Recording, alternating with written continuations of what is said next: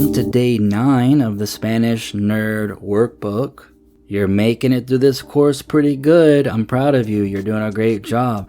I know it's not easy. Even with all the best tools in the world, the best teacher in the world, learning a new language is not easy.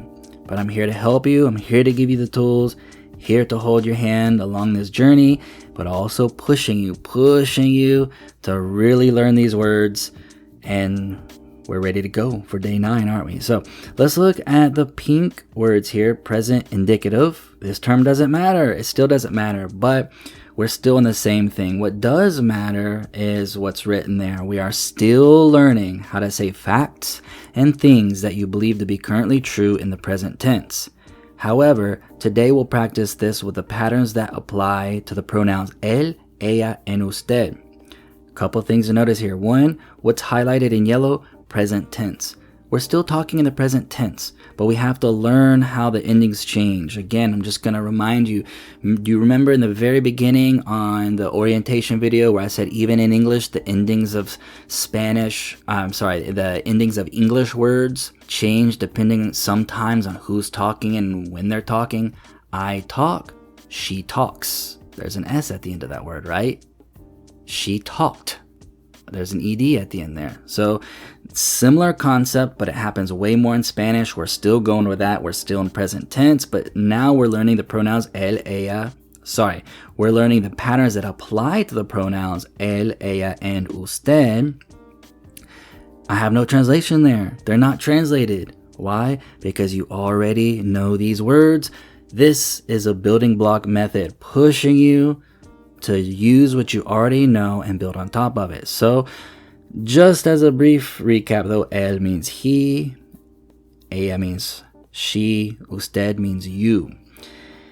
Something interesting about this, all of these 3 words will actually follow each other with conjugations. It's interesting because even though usted means you, and then you have él and ella means he and she, or he and her, him, etc., depending on how it is in the sentence, but they're going to conjugate the same. The verbs that go with them are the same, so they share conjugations.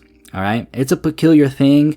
It's just a peculiar thing. So anyways, let's get into it. It'll start to make sense as you really get out there and get immersed. All this stuff comes together with immersion. But let's look at the example sentence.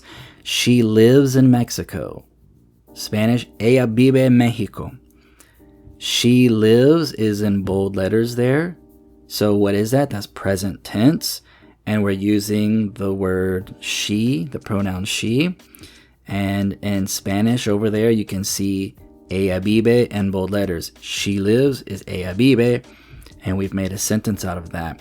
Now we are looking at our 3 best friends below here on the table. Hablar, comer, vivir. You know what to do. Look at the pattern, make some sentences, memorize them, get out there and use them in the real world. But let's go over these real quick. What's happening in the pattern here? What's the difference in the first one between hablar and habla? The only thing different is we're dropping the R. Same thing in the next one, comer to come. We're just dropping the R. Vivir to vive. A little bit different here, and we're not just dropping the R, we're dropping the IR, and we're adding an E. Technically, linguistically speaking, there's an argument again to show that even in the first ones for hablar and comer, we're actually dropping the AR in hablar and we're adding an A. We're dropping the ER in comer and we're adding an E. It doesn't really matter. Think about it however you want to think about it. You just got to memorize this pattern. That's all that really matters. So there's your pattern. Make some practice sentences. You don't have to limit yourself to just 1 sentence per one. You have some blank space there if you happen to be using a printed version of this book.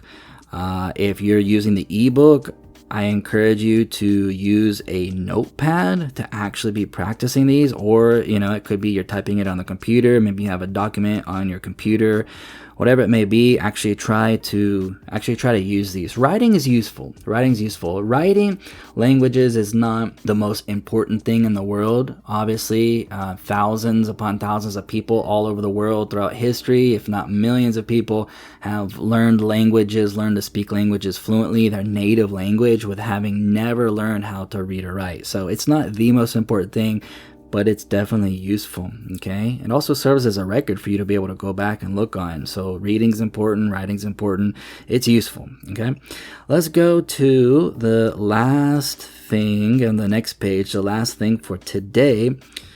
You see something familiar again, you know what to do. It's another vocab table. You got to memorize these words. And this particular table, you have one cognate, the word todo. It has the same root as total, but in all reality, it means all, every, or the whole. Makes sense though, right? All of something is the total of it. Conceptually makes sense. So you've got a few other things here where you have, for example, in the second example, you have ahí, allí, allá. Depending on what region of Spanish is spoken, you might have a little bit of a variation on the pronunciation of those, but nothing major. You'll understand it. So here, one thing to note is that ahí, and allá, it depends on distance, which one you use. Don't let yourself get wrapped up too much about that. It's really not a big deal. Ahí tends to be closer. Allí tends to be a little bit further away, and allá tends to be further away. That's kind of the generalization. The first two, ahí and allí, in many regions, even native speakers don't even distinguish the difference between those two and wouldn't even know to tell you that there's two different ones. But if you are in a place like let's say Argentina, where they do pronounce these differently, you might have more people that will actually be able to tell you, oh yeah, there's 3 different ways of saying this, and they're pronounced this way. Here's what we use. But this is just one of those things. Don't get wrapped up too much about trying to like get it perfectly. Use any of these in the beginning to say there or over there. It doesn't really matter. As time goes on, though, you don't want to forget completely about it. The point is just that, let immersion teach this to you. You'll start to catch on. Just be aware of the concept that, it kind of depends on distance a little bit. And same thing with aquí, acá. Yeah. If you remind me on Instagram, I'll try to do a post on this, an actual visual post that could be pretty cool, because I do have a really nice kind of a drawing thing that's good for teaching this, but I just haven't posted it. I need to work on it a little bit more. But yeah, if you want me to post that, let me know. Send it to me on Instagram. I'll try to do that. The rest of these, you just got to memorize these words. I mean, that's the thing. You got a vocab chart, vocab table here. Use memory aids, and next time I see you, you'll be on day 10. All I can say is between now and then, you really gotta just stop. And like always, immerse your brain. See you in the next one.